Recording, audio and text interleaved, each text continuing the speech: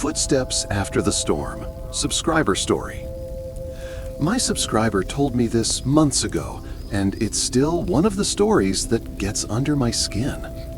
Because nothing in it is supernatural on the surface, but everything about it feels wrong. She asked me to share it exactly the way her father told it to her, back when she was a kid growing up on a farm in the Midwest. This is his story. Her father said the storm that night wasn't normal.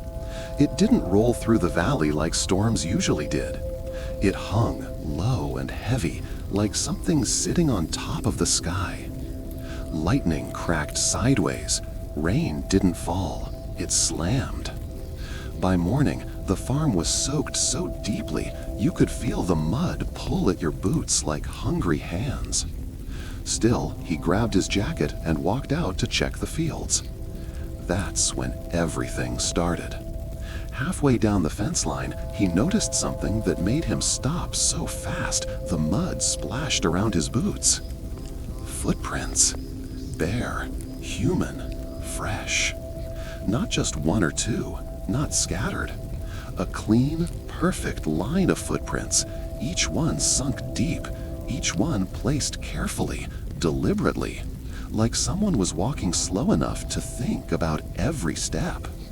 He followed them with his eyes and felt his stomach twist. They led straight into the cornfield. And the gates? Locked. The dogs? Silent all night. No one should have been there. But someone was. He walked into the corn, pushing the tall, wet stalks aside as they slapped against his shoulders. The world went quiet. Storms always left a strange silence behind, but this wasn't weather. It felt like breath-holding. 20 feet in, the prince just stopped. Not faded, not washed away. Stopped, mid-step. Like someone lifted themselves straight into the air and vanished. He knelt down and touched the last footprint. Mud was still soft, still shaped, still warm.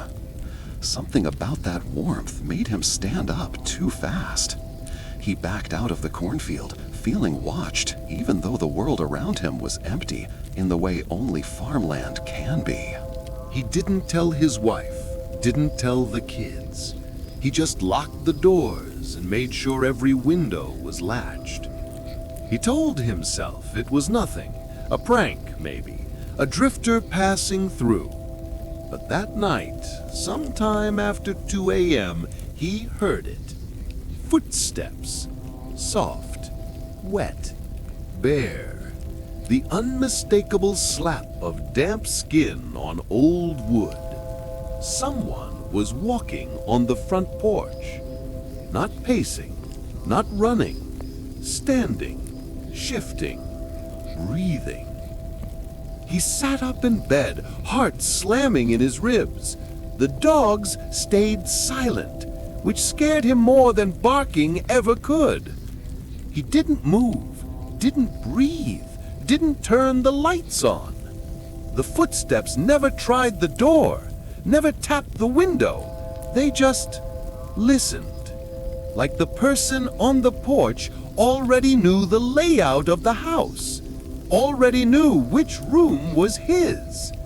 And then, silence. But he didn't sleep for the rest of the night. Morning light finally came. He opened the door and felt his stomach fall into his boots. Footprints. From the porch, down the steps, across the yard, and back into the cornfield. And these prints were different. These weren't careful or slow. They were crooked, angled, as if the person had been standing with their ear pressed to the door, listening for hours. His wife noticed the look on his face and asked him what was wrong. He just said, "Someone came by in the night." But she didn't see what he did. The footprints were facing the door, not leaving the porch, arriving at it. For 2 more nights, nothing happened. Then, on the 3rd night, the footsteps came back.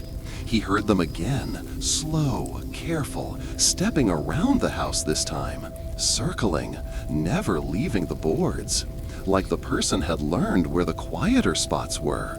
He sat in the darkness, gripping his shotgun so tight his knuckles turned white. He couldn't see a thing, but he could hear breathing. A slow inhale, a slow exhale, right outside his bedroom window. He didn't dare look. He said that was the first time in his life he ever truly felt fear. Not the kind that makes you run, but the kind that makes your body forget how to move. And then the breathing stopped. The footsteps faded, and the house fell silent.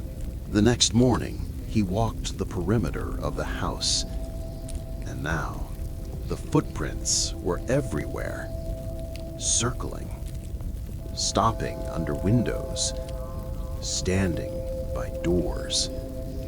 Some were so close to the glass, he swore he could almost see the shape of toes pointed upward, leaning toward the window in the dark.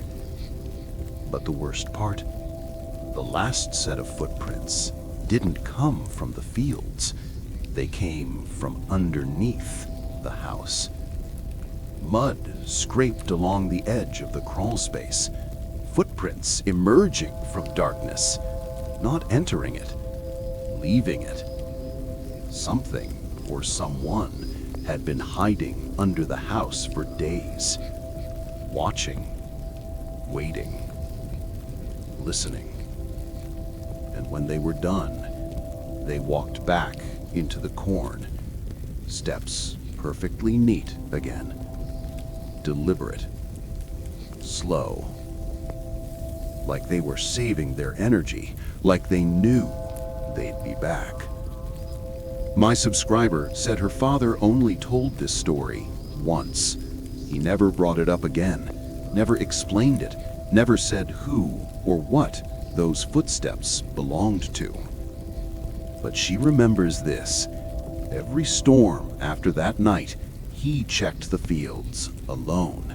He never let anyone follow, and he always looked toward the corn first, as if he was waiting for the footprints to return, as if he knew they would, because whatever left those prints wasn't finished.